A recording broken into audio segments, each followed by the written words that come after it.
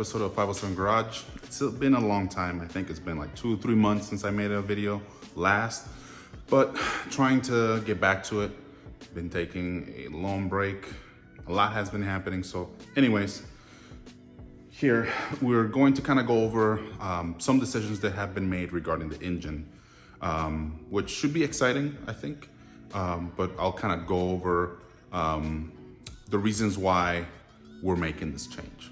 So let's just get to it right away. So you guys know I took apart the 3UZ. A lot of the parts are still laying here. Some parts are actually being made or will be made in billet, like valve cover and things like that, just to kind of make it look nicer and kind of refresh the engine in regards of the finished product. But to begin with the block, if you look at the 3UZ block, one of the things that I'm really wanting to run is VVTi, variable timing, variable valve timing injection, I think it is. One of the things I've been really excited to run, or one of the things that I wanted to maintain in the build, is having VVTi. So the feature of VVTi is one of the things I wanted to keep within the engine. The 3UZ, as you know, is a bored 1UZ. The 1UZ is a 4.0 liter and the 3UZ is a 4.3. So Toyota just made the cylinder slightly larger. And then what they also did is they made the rods thinner. As you may see there, the rods are just thinner. For example, if I were to lift this 1UZ, what they will call them, this is a pre-VVTi first series 1UZ, you'll see that the rods are thicker. In a little bit, I'll probably lift it and show you so you see what I mean. But going back to this 3UZ here. So for the 3UZ, VVTi runs through these oil ports here. Now, if you look at the front of the block, this is where your fuel pump or oil pump goes, and it pumps oil through all of this. It pumps oil through this galley that you see here. You can't really see it with all the debris and dirt, whatever. But through here, it pumps oil through here, and that way it just flows through all the different ports and galleys that exist there. Well, this is the galley, and this is all the ports that basically the oil will then come from to feed the engine and cool it. But this in particular here is where the VVTi is. If you look at the heads, VVTi is right there. Come on. And there's the other one. Anyways, one of the reasons that I wanted to run the 3UZ is because of the bigger size. Even though it's a 0.3 liter increase in displacement, I thought it would be a better engine just because it's a much newer engine. It's one of the latest engines of the UZ line. However, one of the things that I started looking into, which is why I started to move into the 1UZ again, is because of when they bored it out, you can see how much material you have left from this block in between each of the cylinders. Now, you could still get forged pistons, forged rods. The rods on all the UZ engines are the same. The stroke is the same, but the pistons, of course, is different. The 4.0 has a smaller piston. The 4.3 has a slightly bigger piston. And the 2UZ has a much bigger piston just because the 2UZ is a 4.7 liter engine. So one of the things I wanted to do is find ways to minimize cost, right? So I have the early model 1UZs. However, because of the amount of power I'm trying to push through these engines, or this engine in particular, the one we're gonna be building, I thought it's probably best to just go with forged pistons and upgraded rods. I could use the stock ones. They should be able to hold enough power, but this is where we go into the conversation about what is going to be happening with the engine and why we're moving away from the 3UZ and going back to 1UZ. So again, keep an eye on this, right? Just how much meat, if you want to call it that, is between each cylinder after they bored it out. Now you see that they have it sleeved, which is nice, but you still have, not a lot of meat in between. However, if you build these 3UZ blocks properly, you can still make a lot of power. I think there's a Mark IV Supra with a 3UZ single turbo running 1,000 horsepower on it. So it's not that they're not capable, it's just I would like more meat in the block. So that's why I wanted to go 1UZ. So let's go to 1UZ block. All right, so this is a 1UZ block. It's kind of dirty. Let me get something here to clean it.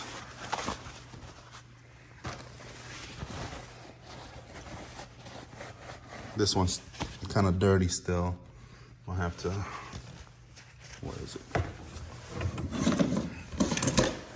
Let's see if I can use this.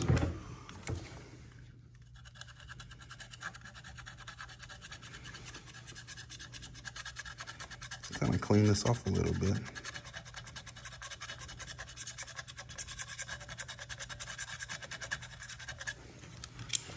All right, let's see if this cleans it up a little bit. But anyways, you can kind of see what I mean.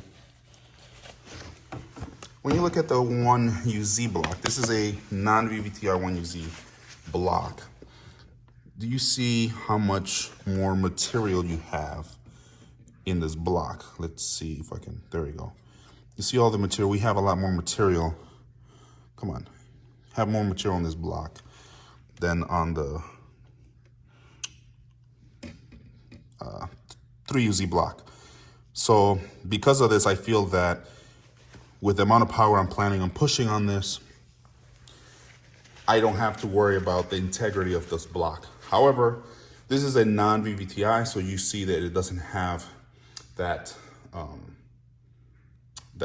oil port here for the VVTI.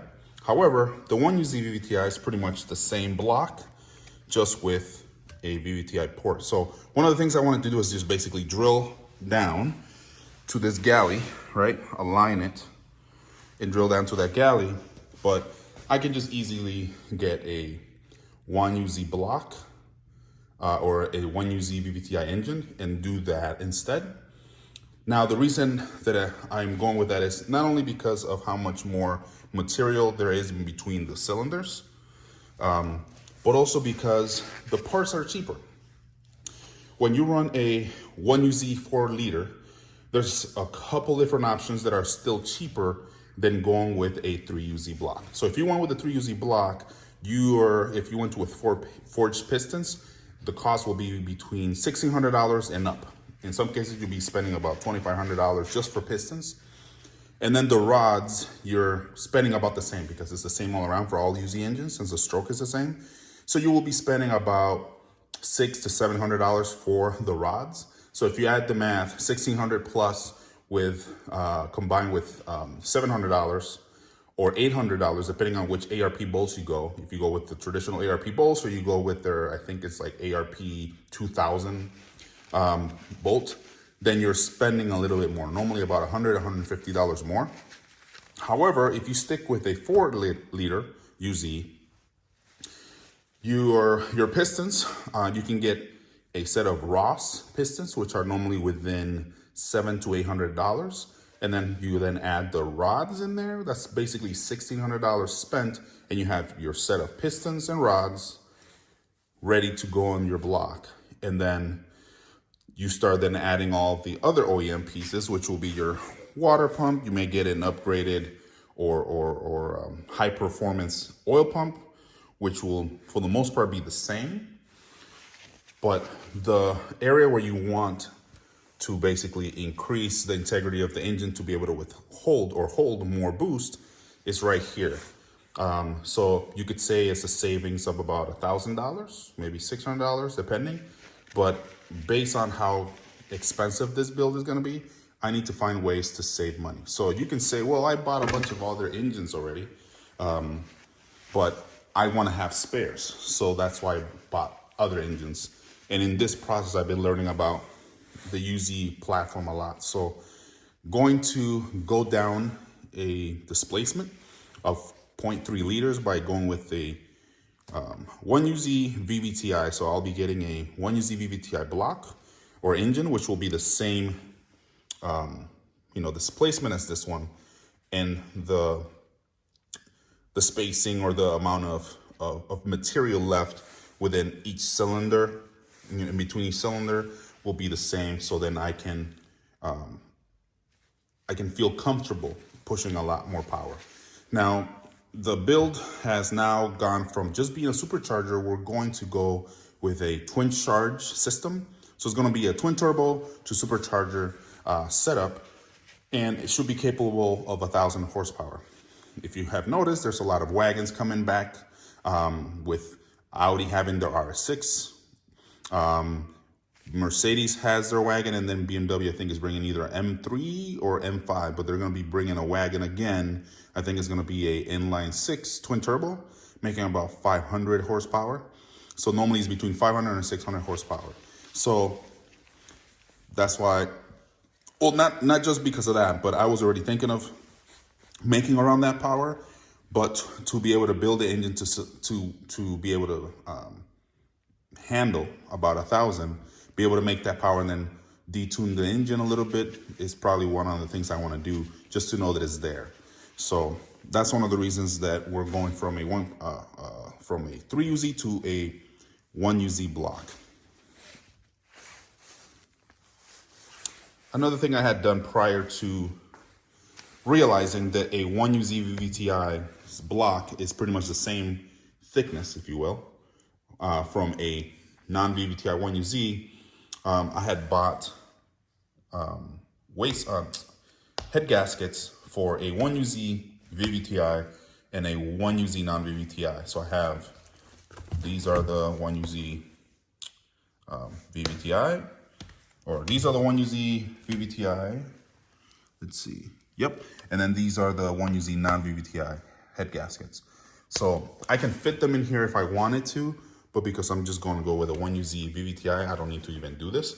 However, one of the things that I could do, which I wanted to do prior to realizing that 1UZ VVTi is pretty much the same block, other than having VVTi, was, as I mentioned, drill down on this 1UZ non-VVTi block to basically add the oil port here on that one, and basically test it pretty much, just to see if I can do that with the 1UZs that I have and add VVTi, because the VVTi heads flow better than the non-VVTi heads.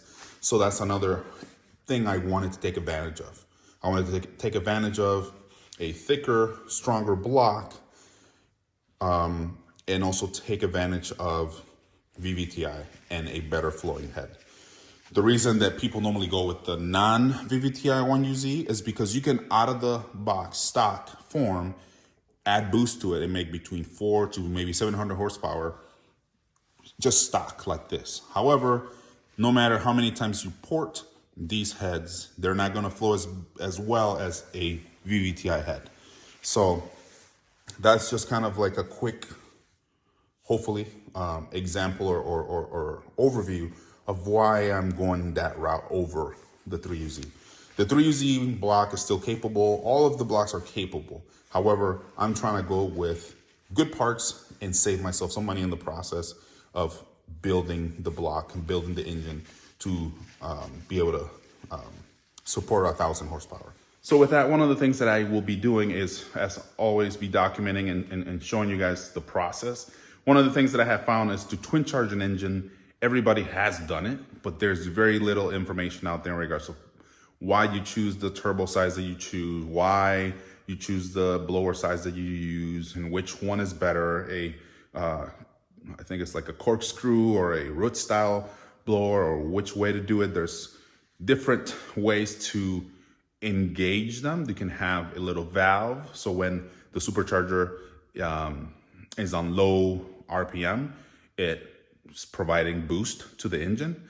And then as it's starting to lose its efficiency, the turbo kicks in, and then eventually in high RPM, the turbos kick in, and then the valve basically opens fully. So those are the things that I have to work through and figure out. But I'm excited to tackle a twin charge setup. A lot of engines, twin charge are actually coming back as well, which is pretty neat to see that they're taking advantage of both options just to have a longer curve in regards of being able to experience the performance of running the boost from the supercharger as well as the boost from the turbo. So that way you're not dealing with a turbo lag and then eventually you hit boost, or with a supercharger where you get boost and performance right away, but then at top end speeds, it kind of starts to die down. So those are the things I'm trying to do. This wagon is going to be more of a street car. So that's one of the reasons I'm trying to make it a fun car. However, the design of it, there's going to be some 3D scanning, 3D printing, and some of the fun stuff to be able to make sure that the engine bay looks really nice and neat, tight, and well designed and thought of. So stay tuned for that. Again, I appreciate the support.